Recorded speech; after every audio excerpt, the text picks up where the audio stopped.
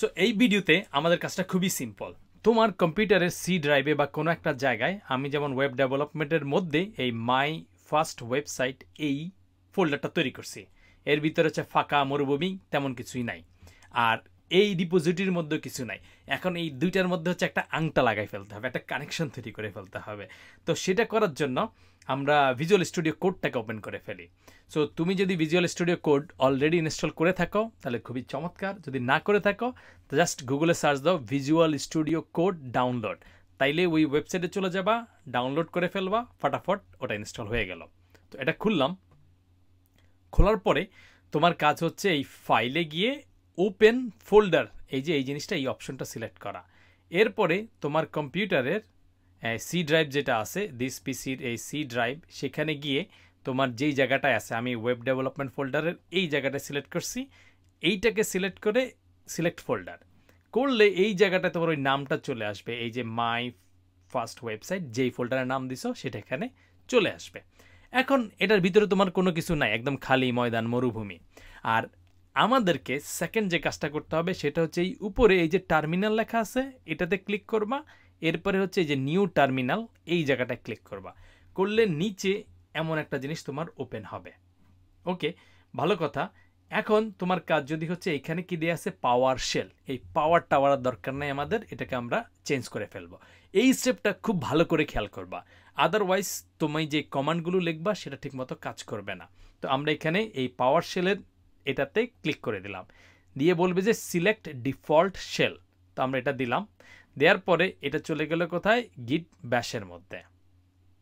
আচ্ছা, তারপরে এখানে সরাসরি আসবে না, ডিফল্ট আমরা সেট হয়ে গেছে, এটাকে আমরা ক্লোজ করে দিলাম, আবার ওপেন করে দিলাম।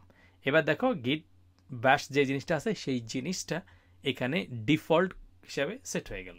এরপরে তুমি চাইলে এই জায়গাটায় ওই যে গিট ড্যাশ ড্যাশ ভার্সন আগে লিখছিলা সেই জিনিসটাই তুমি এখানে লিখলে এখানে তোমাকে আউটপুট দেখাবে, কোনো এরর বা কিছু দেখাবে না।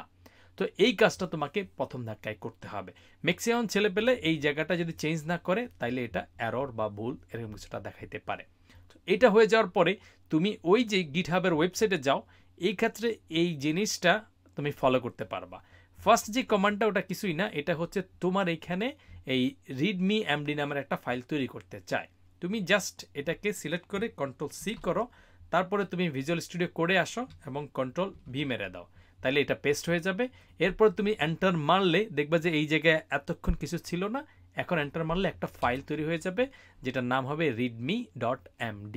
তুমি চাইলে এখানে আরও অনেক ফাইলও অ্যাড করতে পারো।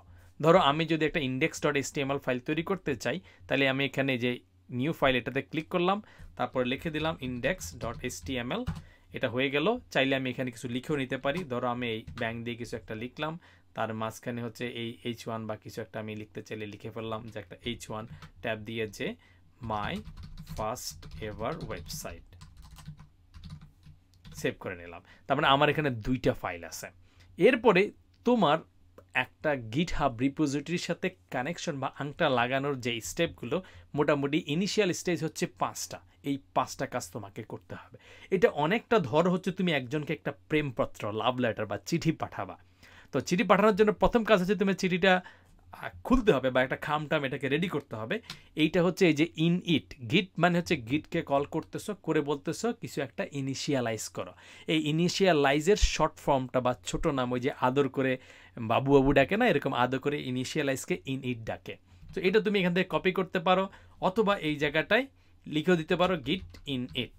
তো লিখে দিলে এখানে বলবে যে ইনিশিয়ালাইজিং অ্যান এমটি রিপোজিটরি, মানে নতুন একটা রিপোজিটরি সে তোমার এই লোকাল কম্পিউটারে তৈরি করতেছে। এবং এইখানে তুমি যদি দুইটা ফাইল করে থাকো তাহলে এখানে দেখবা যে এই 2 লেখা হয়ে গেছে। এটা গেল হচ্ছে তুমি ইনিশিয়ালাইজ করলা। তারপরে তুমি যেটা যেটা এখানে আছে এই জিনিসগুলোকে তোমার খামের মধ্যে যোগ করতে হবে। ধরো তুমি একটা চিঠি লিখছো, তুমি একটা হার্ট সাইন আঁকছো, বা তুমি একটা চকলেট দিছো, ক্যাডবেরি বা কিছু একটা, যত কিছু লিখছো ওই জিনিসগুলোকে অ্যাড করতে হবে। তো ওরা এখানে গিট অ্যাড তারপরে রিডমি এমডি লিখছে, আমরা ওইটা পুরোপুরি করব না, বরং আমরা চেঞ্জ করে গিট অ্যাড তারপর একটা স্পেস দিয়ে একটা ডট দেব। তার মানে গিট অ্যাড ডট মানে হচ্ছে যা আছে সবগুলোকে অ্যাড করে ফেলো।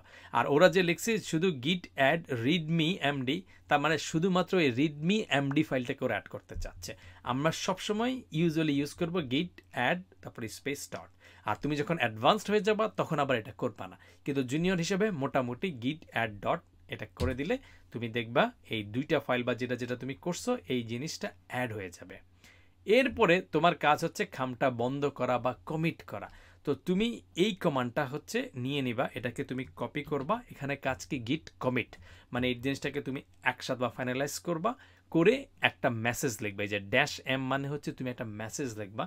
এই মেসেজ দিয়ে বোঝা যাবে যে তুমি যে কোডটা লিখতেছো ওটার কি চেঞ্জ করছো বা কেন অ্যাড করছো, এইরকম একটা জিনিস। সো এখন ওই জিনিসটা অত বেশি তোমার মাথায় ঢুকবে না, জাস্ট ফলো করতে থাকো। ফিউচারে যখন তুমি করবা তখন জিনিসটা আরও ক্লিয়ার হবে। তো আমি এখানে দিয়ে দিলাম। আর তুমি চাইলে কিবোর্ডের এই যে ডান বাম অ্যারো আছে, অ্যারো দিয়ে তুমি এদিক ওদিক যাইতে পারো। তুমি যদি ক্লিক করো এটা কিন্তু কাজ হবে না, এখানে তোমাকে ডান বাম করতে হলে আগে পরে যেতে হলে এই যে লেফট রাইট অ্যারো, এই দুইটা অ্যারো দিয়ে যেতে হবে। যে তুমি লিখলা মাই ফার্স্ট এভার কমিট বা কিছু একটা লিখে তুমি আরেকবার এন্টার মেরে দিলা। এন্টার মেরে দিলে তোমাকে একটা প্রবলেম দেখাবে, যে এখানে কি প্রবলেম দিচ্ছে, fatal unable to auto detect email address, যে এই রকম কিছু একটা ইমেল অ্যাড্রেস ওরা ডিটেক্ট করতে পারে নাই। সেক্ষেত্রে কি করতে বলছে এটাও কিন্তু এখানে বলে দিছে, যে গিট config global user dot email, তারপরে তুমি তোমার ইমেল অ্যাড্রেসটা দাও, তুমি তোমার নামটা দাও। তো এই দুইটা কমান্ড আমরা আলাদা আলাদাভাবে ইউজ করব। সো প্রথমটাকে আমরা কপি করলাম, এই জায়গা থেকেই এই মাউস দিয়ে সিলেক্ট করে কপি করলাম, নিচে এসে আমরা এই জায়গাটায় পেস্ট করলাম, করে এই যে ইউ এক্সাম্পল না দিয়ে আমার যে ইমেল অ্যাড্রেসটা সেটা দিয়ে দিলাম। আমারটা ছিল jonka.mahbub1@gmail.com। বাস, তারপর আমি এন্টার বসাই দিলাম। তাইলে আমার এই ইমেইলটা সেট হয়ে গেল। একটু আগে বুঝতেছিল না যে এটা কার, কোন ইউজার কি সেট করতে চাচ্ছে। সো আমরা এটাকে করলাম, এবং এরপরে কি আছে, এরপরে তোমার নেমটা সেট করতে বলছে।